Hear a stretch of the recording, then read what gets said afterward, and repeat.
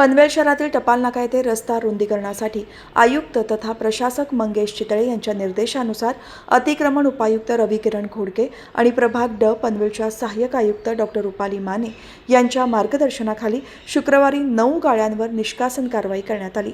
JCB dumper पोकलनच्या सहाय्याने सुमारे 2036 square foot बांधकामावर अतिक्रमण विभागाच्या वतीने तोडक कारवाई केली। या कारवाईमुळे अनेक वर्षांपासूनचा टपाल नाक्यावरील रस्ता रुंदीकरणाचा प्रलंबित प्रश्न मार्गी लागला आहे।